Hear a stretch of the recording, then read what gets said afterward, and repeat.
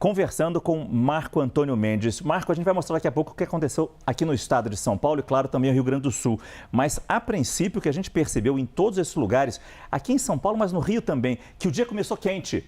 E a virada foi muito rápida, né? Boa noite. Márcio, boa noite para você. Boa noite para você que está acompanhando a gente também. Márcio, na verdade, a gente nem parecia que ia ter uma virada no tempo, apesar de já estar previsto, né? Mas a gente amanheceu aí com um dia ensolarado, com calor, e aí então essa virada no tempo acabou vindo com bastante intensidade. Essa frente fria, gente, importante a gente trazer que ela é a mesma que passou pelo sul do país nesses últimos dias, tá?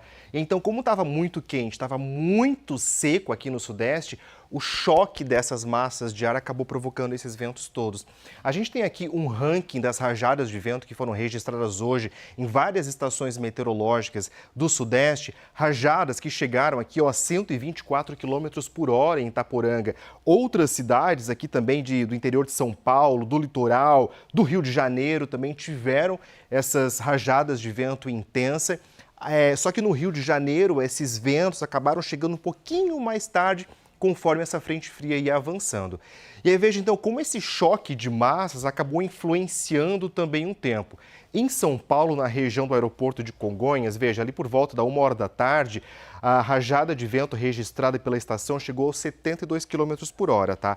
À 1h da tarde, a temperatura estava aos 29 graus, um dia muito quente, uma temperatura muito quente para um dia de inverno, né? Meia hora depois aqui, ó, a temperatura derrubou, caiu para 21 graus. Guarujá, na base aérea, uma situação bastante similar também.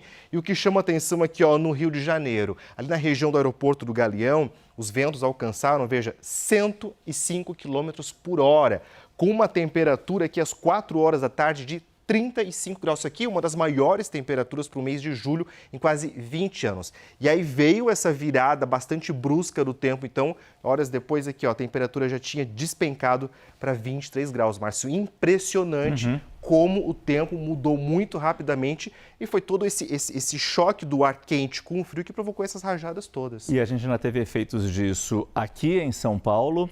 E a gente vai, daqui a pouco, detalhar exatamente isso. Como foi a situação em São Paulo e também no Rio Grande do Sul. Mas talvez seja importante dizer, desde já, o que a gente pode esperar para as próximas horas nesse sistema meteorológico de tanto vento, desse avanço dessa frente fria. Márcio, no sul do Brasil a gente já tem uma situação bastante calma, bastante tranquila, o pior já passou por lá. Aqui no sudeste também, à medida que o tempo vai passando, a situação tende a ir se controlando também, tá? Vamos ver aqui na nossa imagem de satélite, olha, essa frente fria, ela está passando basicamente pelo estado de São Paulo, a gente vê nesses pontos coloridos aqui, não necessariamente isso aqui está significando chuva, mas são nuvens carregadas que estão passando pelo estado. É importante lembrar que essa mesma frente fria passou pelo sul do Brasil ontem, atingiu outros estados também. Hoje tivemos ventos bastante significativos em Santa Catarina, nada comparado com o que aconteceu aqui no Sudeste.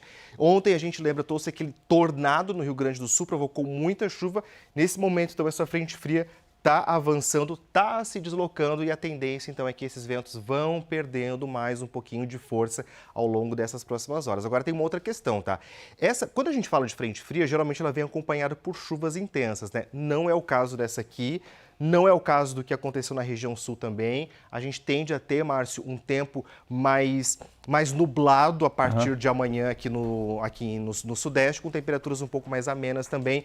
Nada de tempo mais extremo daqui em diante. Pelo menos isso, mas foi impressionante essa virada no tempo. Você vê no Rio de Janeiro, foram 12 graus de diferença num período de 2 horas. E 35 graus, uma temperatura muito elevada para o inverno. Márcio. Impressionante. O Marco Antônio Mendes vai voltar daqui a pouco, então, com as informações do Rio Grande do Sul. A gente vai falar ainda de São Paulo, tudo que aconteceu aqui no estado de São Paulo.